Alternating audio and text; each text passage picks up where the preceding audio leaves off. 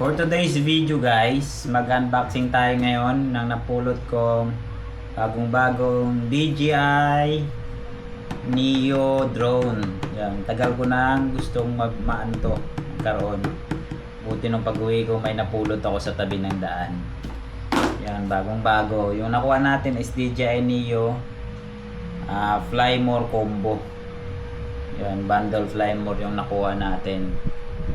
Tapos dito nakasulat yung DJI Neo, tapos yung picture ng drone.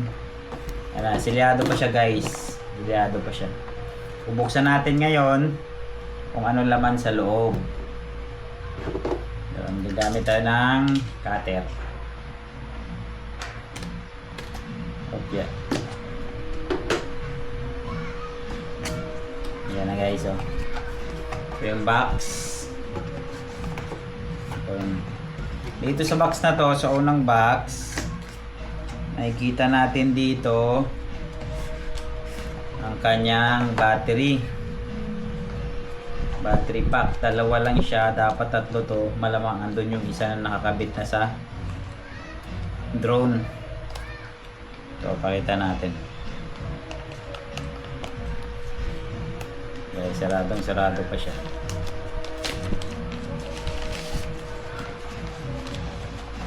Ito yung battery niya na extra. Saan ba kunin to? Hatakin mo lang siya, tapos babalik. Tapos nakasulat dito is DJI. Tapos sa baba may power button, tapos yung USB port. Pwede mo siya sabay-sabay i-charge. Balik natin ulit to.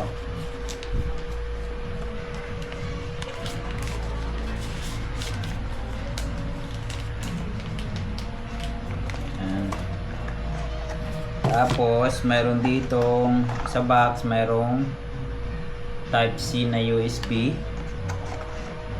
yung connector na isa, tsaka isang screwdriver. Yun pa. Ito yata yung ginagamit sa magpalit ng hélice nya. Lagay muna natin dyan. Tapos dito, ito yung isang box plastic. Ito yung remote control. So guys, oh, yung remote control. Kasulat dito is DJI. Ito yung lagayan ng cellphone. Tapos yung pampalit dun sa gaya nito, ito yung extra connector ng cellphone. Ayan, mayroon naman siya ditong power button, tapos USB port, meron din siya type C. Ayan. Babalik natin ulit to.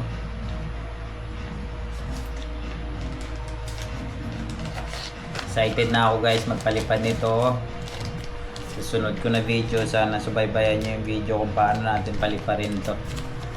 Excited na ako.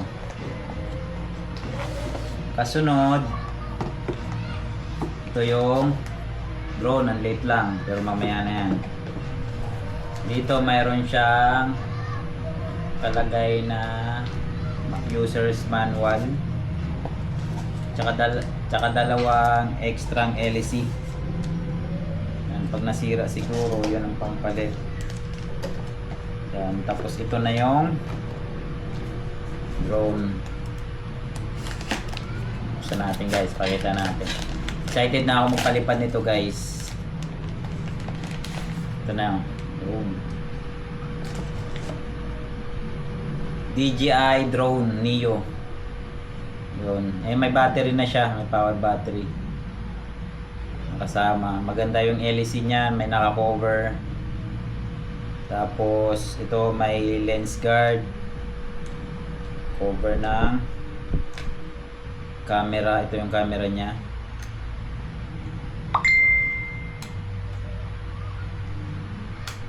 Balik muna natin to guys. Hindi ko na alam ikabit. Excited na ako, paliparin to. Ano ba to? Ayun na mag sarap. Ayun. Yan na siya. Tapos dito may power button. Tapos dito sa kabila may USB port. Pag isang battery lang siguro ang nabili mo, hindi siya naka-apply combo. Pag nakasaksak, i-charge mo lang, pero dito tayo may extra tayong battery. Yan. Charge to activate the battery before using for the first time. Sabihin tatanggalin pa natin to. Sabihin wala pa siyang laman. Yan. Ito guys. Tatanggalin muna natin to. Kasi i-charge natin yung ibang battery. So, sabay natin i-charge. Para masubukan natin next video. Yan guys. Balik muna natin to. I-charge natin yung dulo natin. Maliit lang siya, parang sakto lang. Goods na goods. Napapanood ko rin kasi ito sa mga YouTube, sa Facebook. Maganda daw siya. Pero mas maganda i-try natin. Kaya pala ako bumili nito guys. Kumuha ako nito kasi nga regalo ko na rin sa birthday ko. Kasi wala naman ako nabibili para sa sarili ko. Kaya kumuha ako nito. Babalik natin. Yun. Balik natin yung remote. Ulit. Dun sa kabila.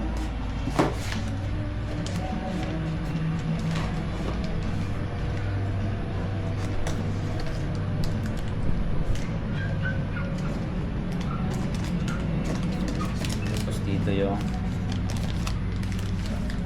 remote control. Yun. User's manual. Lalagyan natin dyan. Tapos yung mga box.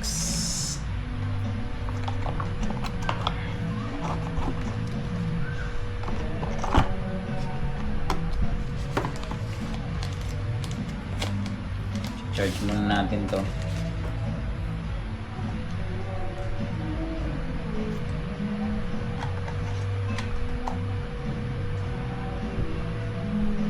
Sana guys, subaybayan nyo ako guys sa sunod ko na video kasi magka-camping na tayo next year. Papakita ko sa inyo kung paano paliparin to. Yun lang muna guys. Thank you.